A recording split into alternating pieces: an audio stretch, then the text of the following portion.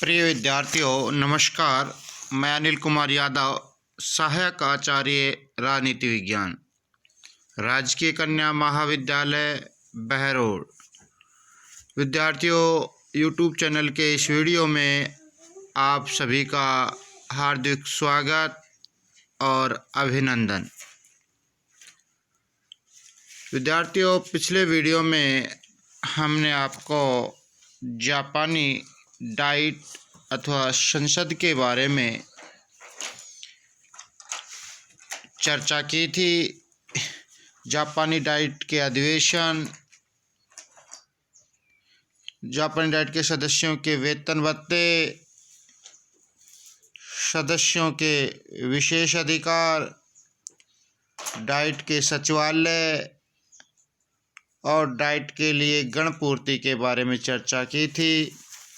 विद्यार्थियों, आज इसी कड़ी में हम जापान की डाइट की संरचना पर चर्चा करेंगे और जापान की डाइट की संरचना के अंतर्गत उसके प्रथम सदन,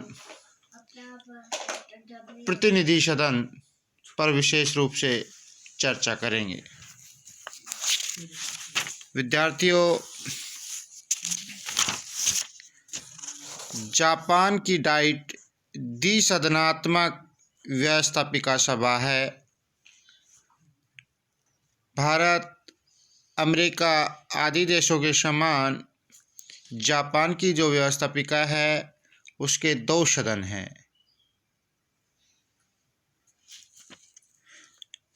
इसके प्रथम या निम्न सदन को प्रतिनिधि सदन और द्वितीय या उच्च सदन को सभासद सदन या पार्षद सभा का नाम विद्यार्थियों दिया गया है। तो इस आधार पर हमने देखा कि जापान की डाइट द्विसदनात्मक है। तो अब विद्यार्थियों, इसके प्रथम सदन, प्रतिनिधि सदन की संरचना, उसके लिए सदस्यों के लिए आवश्यक योग्यताएं और उनके कार्यकाल पर विद्यार्थियों हम चर्चा करेंगे। तो सबसे पहले प्रतिनिधि सदन अर्थात प्रथम सदन की रचना पर प्रकाश डालें तो विद्यार्थियों, जापान में प्रतिनिधि सदन के सदस्यों की संख्या और उनकी चुनाव की पद्धति के संबंध में समय समय पर परिवर्तन होते रहे हैं। प्रतिनिधि सदन के सदस्य प्रत्यक्ष निर्वाचन और वयस्क मताधिकार तथा गुप्त मतदान के आधार पर चुने जाते हैं। तो कई बार क्वेश्चन पूछा जाता है कि जापान के प्रतिनिधि सदन के सदस्यों का निर्वाचन किस प्रकार से किया जाता है। तो आपका जवाब विद्यार्थी होना चाहिए प्रत्यक्ष निर्वाचन, वयस्क मताधिकार तथा गुप्त मतदान के आधार पर। तो इस प्रकार विद्यार्थियों, अब प्रतिनिधि सदन के सदस्यों की संख्या 480 है। इन 480 में से 300 सदस्यों के चुनाव एकल सदस्यीय चुनाव क्षेत्र और बहुमत प्रणाली के आधार पर होते हैं। तो विद्यार्थी, यहाँ एकल सदस्यीय चुनाव क्षेत्र, जिस चुनाव क्षेत्र से केवल एक ही सदस्य चुना जाना हो, और बहुमत प्रणाली के आधार पर जिसको बहुमत प्राप्त हो। लेकिन शेष जो 180 सीटों के चुनाव आनुपातिक प्रतिनिधित्व की सूची प्रणाली के आधार पर होते हैं।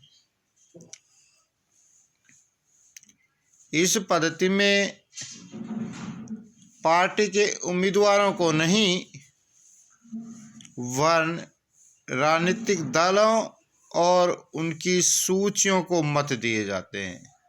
सामान्य चुनाव में तो क्या होता है विद्यार्थियों कि हम प्रतिनिधि को वोट देते हैं, राजनीतिक दल के उम्मीदवार को वोट देते हैं, लेकिन सूची प्रणाली में राजनीतिक दल के प्रतिनिधि को वोट न देकर राजनीतिक दल ने जो सूची जारी की अपने सदस्यों की, उसको मत दिया जाता है। और राजनीतिक दल अपनी सूची के उम्मीदवारों को प्रतिनिधि सदन में भेजते हैं। विद्यार्थियों, प्रतिनिधि सदन के लिए चुनाव की इस पद्धति को 1996 में अपनाया गया था और अक्टूबर 1996 में प्रतिनिधि सदन के चुनाव इसी पद्धति के आधार पर ही हुए हैं। उसी समय से प्रतिनिधि सदन की रचना इसी पद्धति पर हो रही है। आप बात करते हैं विद्यार्थियों सदस्यों के लिए आवश्यक योग्यताएं। अब प्रतिनिधि सदन के सदस्यों के लिए क्या आवश्यक योग्यताएं हैं, क्या क्वालिफिकेशन है? तो विद्यार्थियों, प्रतिनिधि सदन की सदस्यता के लिए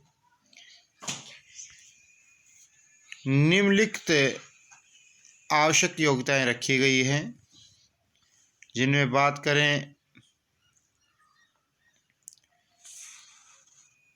कि वह जापान का जन्मजात नागरिक हो, जिसका जन्म ही जापान में हुआ हो, नेशनलाइज्ड नागरिक नहीं हो, ये नहीं दूसरे देश से आके नागरिकता प्राप्त कर रही हो, वह जापान का जन्मजात नागरिक हो। दूसरी योग्यता है विद्यार्थियों, वह 25 वर्ष की आयु पूरी कर चुका हो। भारत में भी लोकसभा के लिए 25 वर्ष की आयु निर्धारित की गई है, तो जापान के प्रतिनिधि सदन के लिए भी सदस्यों के लिए भी 25 वर्ष की आयु की व्यवस्था की गई है। तीसरी योग्यता है कि वह सरकार के अधीन किसी लाभदायक पद पर न हो।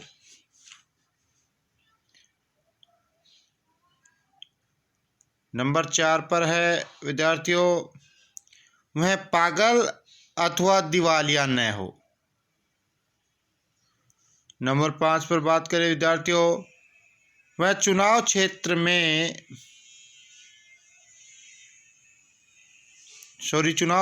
में कम से कम 3 माह से रह रहा हो। जिस चुनाव क्षेत्र से वह चुनाव लड़ना चाहता है, उस चुनाव क्षेत्र में कम से कम 3 माह से रह रहा हो।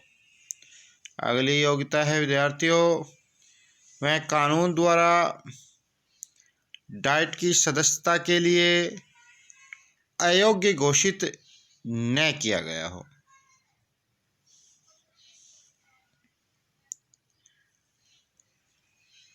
कानून के द्वारा डाइट की सदस्यता के लिए अयोग्य घोषित नहीं किया गया हो।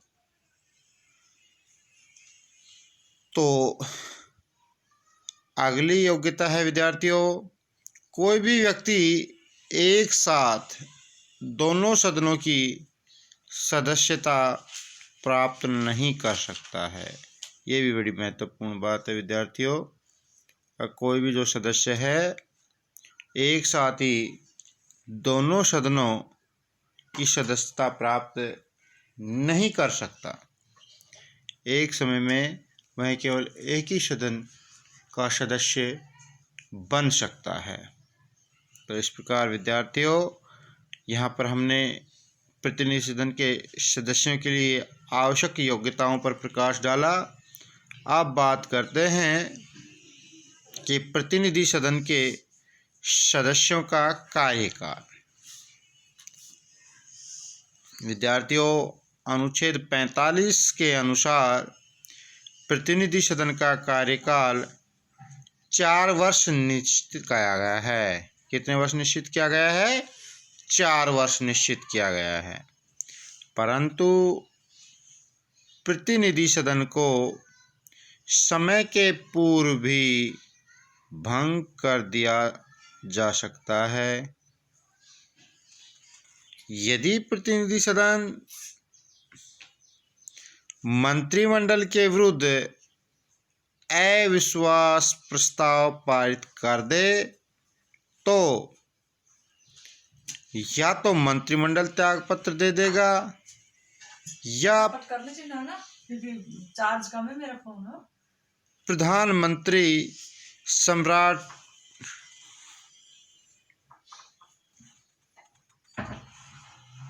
से 10 दिन के अंदर प्रतिनिधि सदन को भंग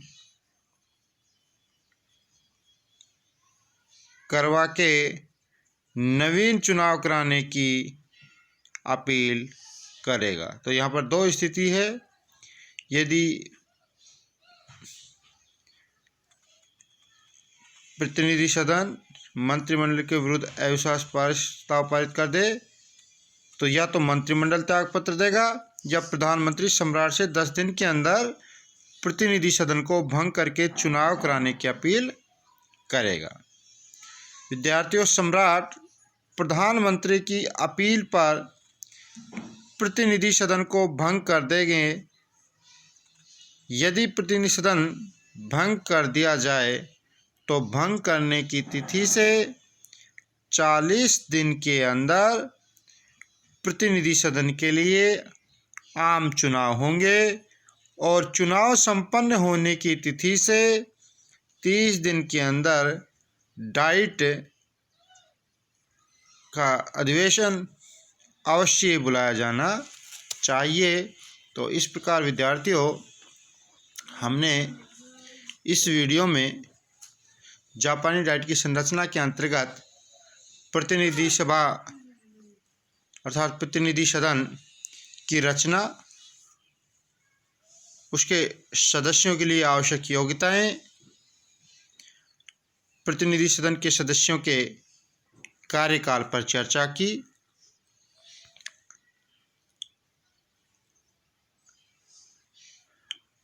अगले वीडियो में हम जापानी डाइट की संरचना के अंतर्गत उसके द्वितीय सदन सभासद सदन अर्थात पार्षद सभा पर चर्चा करेंगे। धन्यवाद विद्यार्थियों।